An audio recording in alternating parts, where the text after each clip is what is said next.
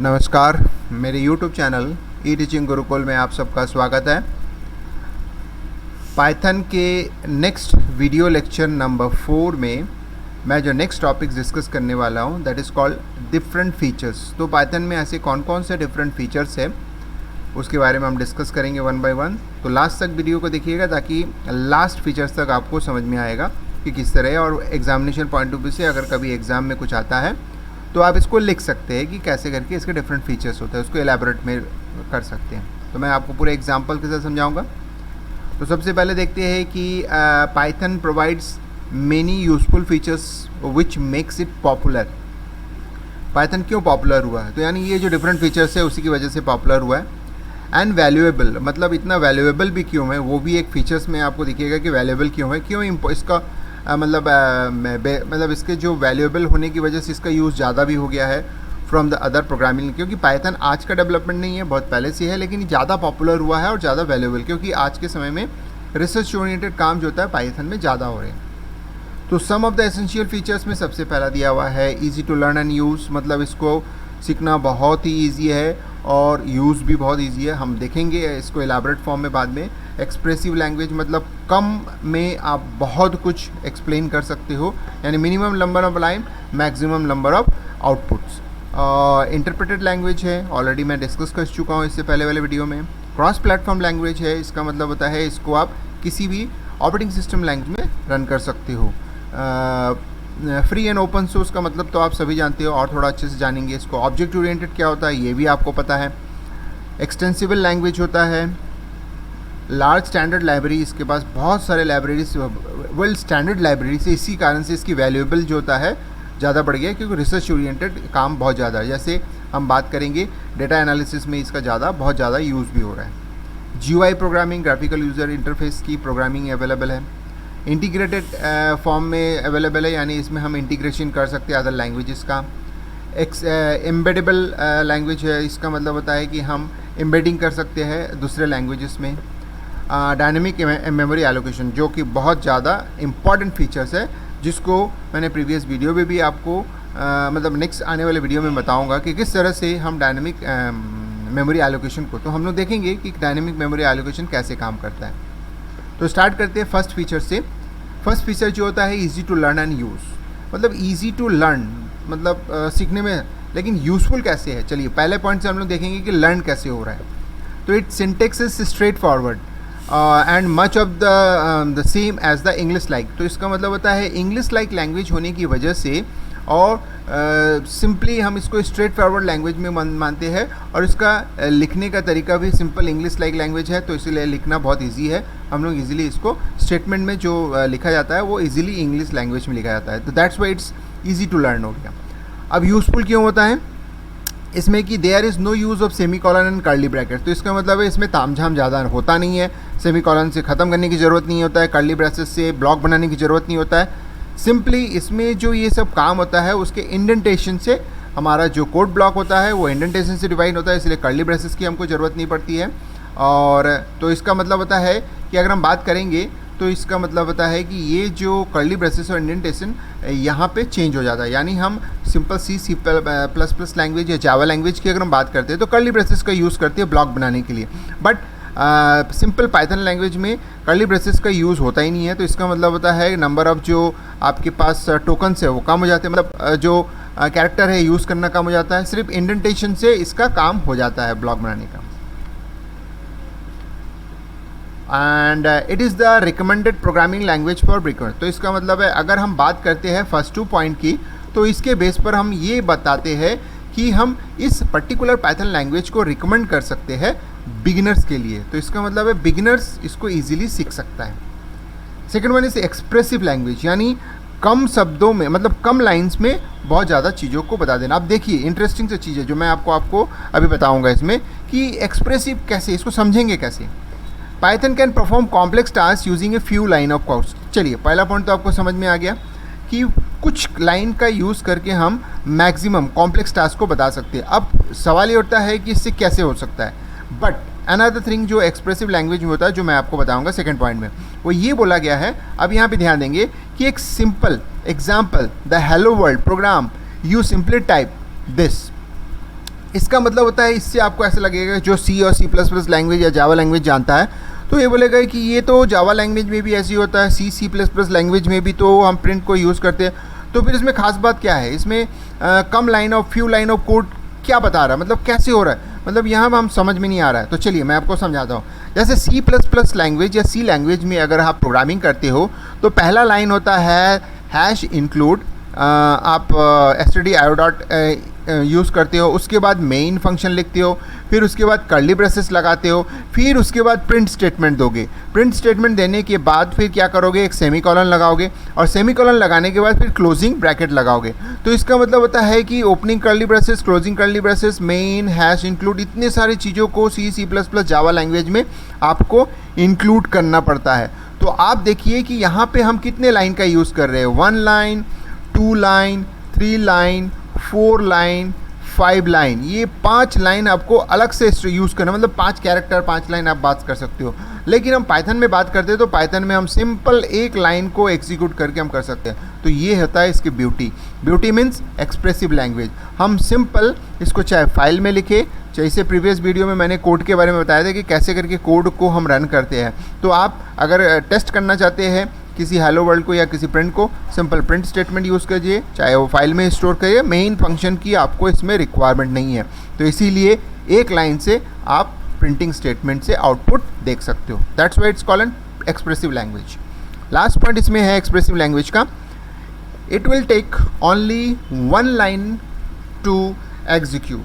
तो इसका मतलब है जैसे मैंने अभी समझाया वही चीज़ यहाँ बताया, वाइल जावा C++ के takes multiple line. Multiple line का मतलब आपको समझ में आ गया कि हम किस तरह से लाइब्रेरीज़ को इंक्लूड करते हैं, मेन फंक्शन, कर्ली ब्रेसेस, उसके बाद कर्ली ब्रेसेस क्लोज, सेमीकोलन, ये सब चीज़ों को हमको देना पड़ता है।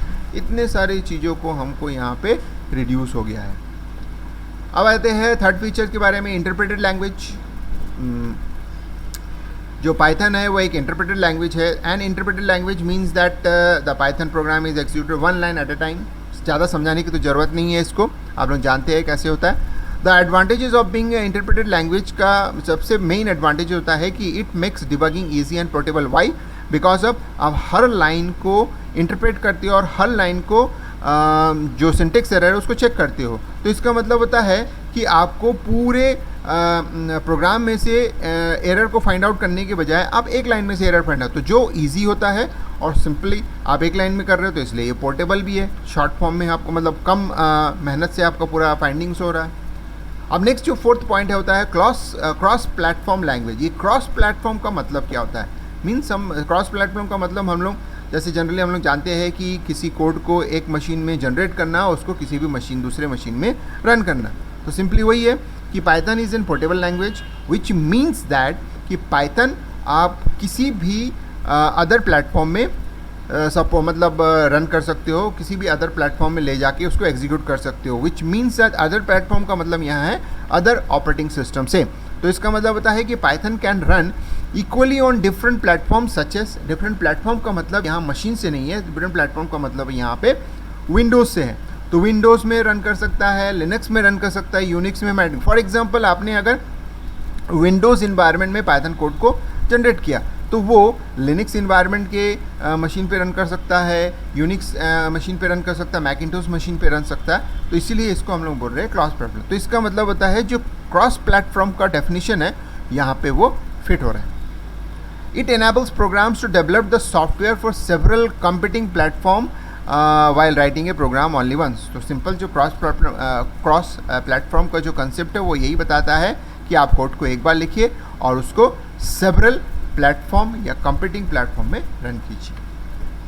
पाइथन फीचर्स के नेक्स्ट फीचर्स में आता है 5th number, free and open source. इसको बताने की ज़्यादा ज़रूरत नहीं है, फिर भी मैं बहुत सिंपल वे में आपको समझा रहा हूँ कि Python is an freely available for everyone. तो इसका मतलब है पाइथन के लिए आपको कोई पे नहीं करना पड़ता है, वो फ्रीली अवेलेबल है। और वो जो होता है पाइथन के जो ऑफिशियल वेबसाइट है उसमें अवेलेबल है, www.python.org में है।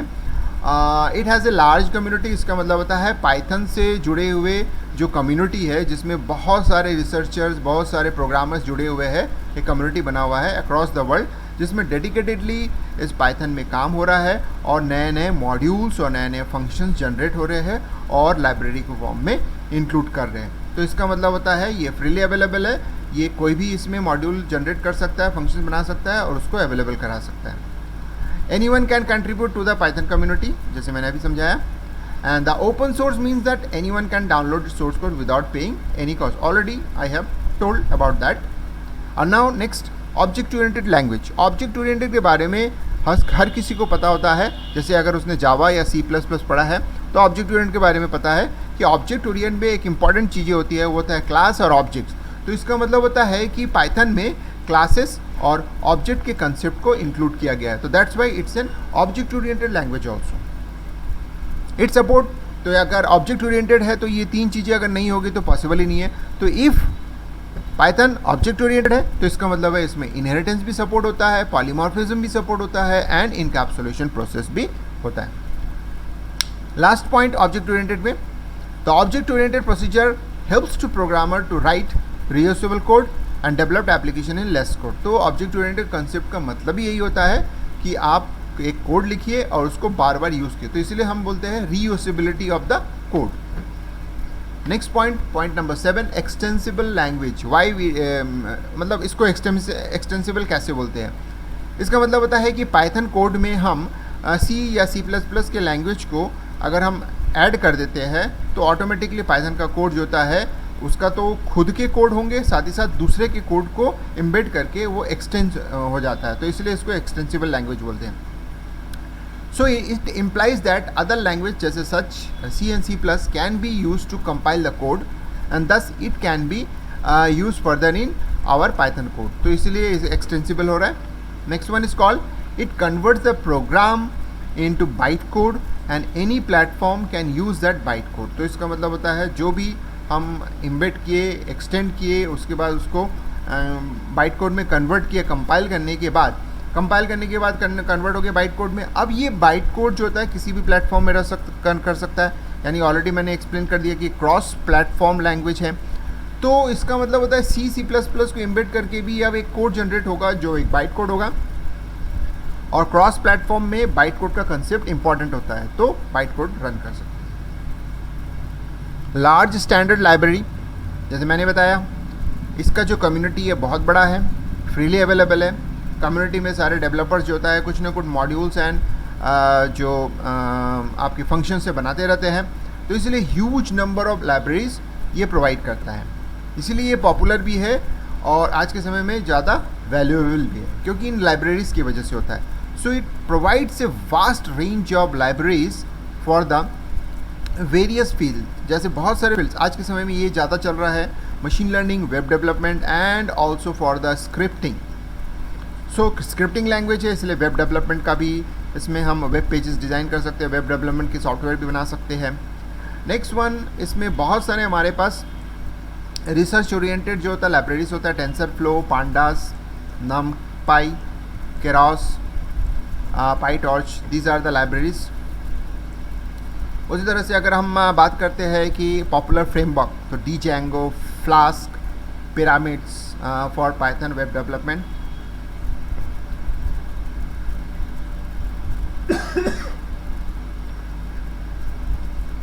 अब आते हैं next feature number 9, GUI programming support होता है.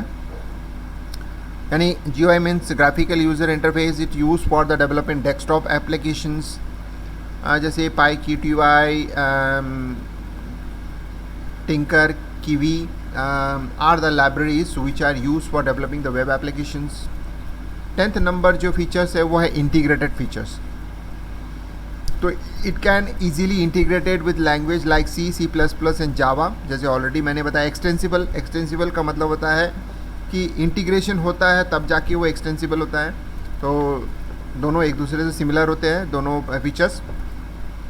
Python runs code line by line like C and C++ जावा. तो इसका मतलब होता है हम अगर इंटीग्रेशन कर सकते हैं उसके लिए इम्पॉर्टेंट होता है कि जो पाइथन जैसे रन करता है किसी कोड को वो लाइन बाय लाइन रन करता है, उसी प्रकार C और C++ और जावा भी जो होता है लाइन बाय लाइन कोड को रन करता है. तो दैट्स वाई दोनों के जो फीचर्स है, जो रनिंग फीचर्स है यानी रन करने के फीचर्स होता है, वो कोड को लाइन बाय लाइन रन करता है, एग्जीक्यूट करता है. तो दैट्स वाई हम C++ और जावा के जो कोड है उसको हम इंटीग्रेट कर सकते हैं पाइथन में। So it makes easy to debug the code. तो इसीलिए क्या होता है कि अगर हम डिबगिंग की बात करते हैं तो जो अदर लैंग्वेजेस की फीचर्स है वो सेम होता है, तो इसके कारण से डिबगिंग ईजी पड़ता है। 11 नंबर फीचर्स होता है एम्बेडेड। एम्बेडेड का मतलब है यहाँ कंसेप्ट दूसरा, इंटीग्रेशन अलग चीज़ है, एम्बेडेड अलग चीज़ है। The code of the other programming language can use in the Python source code. तो इसका मतलब होता है कि अदर लैंग्वेज में पाइथन सोर्स, तो we can use Python source code in another programming language as well. तो इसका मतलब होता है ये वाइस वर्सा की बात करते हैं, जैसे कि हम अदर लैंग्वेजेस के कोड को पाइथन में इंटीग्रेट कर सकते हैं, एक्सटेंड कर सकते हैं, उसी तरह से पाइथन के कोड को अनदर लैंग्वेज में हम एम्बेड कर सकते हैं। सेम एज जैसे अगर आप जानते होंगे कि जावा में एक फीचर्स होता है, वो होता है कि जावा के कोड को अगर आपको HTML में रन करना है, HTML is an scripting language, अगर उसमें उसको रन करना है तो उसके लिए हम लोग को क्या करते हैं, एप्लेट बनाना पड़ता है। तो एप्लेट के थ्रू हम जावा के कोड को रन कर सकते हैं। इसका मतलब होता है कि जावा के कोड को HTML में इंटीग्रेट करना, एम्बेड करना। तो सेम एज यहाँ पे भी उसी चीज़ को बोल रहे हैं, एम्बेडिंग। तो इसका मतलब है Python source code another language में एम्बेड कर सकते हैं। डायनेमिक मेमोरी, ये इंपॉर्टेंट फीचर्स है जिसमें शुरू में ही मैंने आपको बताया था। इस फीचर्स को जानने के लिए आपको लास्ट तक देखना पड़ा वीडियो को। तो ये डायनेमिक मेमोरी एलोकेशन का मतलब होता है कि पाइथन एक ऐसा लैंग्वेज है जिसमें आपको प्री डिफाइंड किसी भी वेरिएबल का डेटा टाइप्स के थ्रू डिक्लेरेशन ज़रूरत नहीं होता है। आप इसको डायरेक्टली कैसे भी स्टार्ट कर सकते हो, ये ऑटोमेटिकली अपने डेटा टाइप को चेंज करता है। जैसे for example do not need to specify the data type of the variable, जैसे मैंने ऑलरेडी बता दिया। When we assign some values to the variable, जैसे ही मैं कोई वैल्यूज असाइन करता हूँ तो it automatically allocate the memory to the variable at run time. तो इसका मतलब है ऑटोमेटिकली वो उस डेटा टाइप से अपने वैल्यू को सेट कर देता है, यानी अपना डेटा टाइप उस वैल्यू जो हमने इंपुट किया उससे सेट कर देता है। जैसे for example suppose we are assign integer value, जैसे 15 to x, तो मैंने एक इंटीजर वैल्यू x में असाइन किया है। तो जैसे ही मैंने x में असाइन किया तो इसका मतलब होता है x का जो डेटा टाइप है वो 15 यानी इंटीजर की तरह क्रिएट हो जाएगा, यानी इंटीजर उसमें असाइन, इंटीजर डेटा टाइप की तरह वो ट्रीट करने लगेगा। Then we don't need to write integer x is equal to 15। तो इसका मतलब होता है मुझे specifically integer x is equal to 15 लिखने की ज़रूरत नहीं है, यानी इसको डिक्लेयर करने की ज़रूरत नहीं है। मैंने एक वैल्यू पास किया है जो कि इंटीजर टाइप का है, तो अपने आप उसको ले ले रहे, तो अपने आप ले ले रहे, तो इसी को हम लोग बोल रहे हैं dynamic memory allocation. Means automatically it will assign, adopt the data types. जैसे अगर आपको उसी तरह से अगर सपोज कर लो मैं x is equal to simple, अब जैसे मैंने लिखा उसके बाद मैंने एक स्टेटमेंट लिखा x इज इक्वल टू 15, तो मैं अगर 15.0 कर देता हूँ, जैसे मैं 15.0 लिख दिया हूँ, तो इसका मतलब होता है जैसे 05 लिख दिया हूँ, तो 15.05 जैसे ही मैं लिखा अब x का नेचर चेंज हो गया।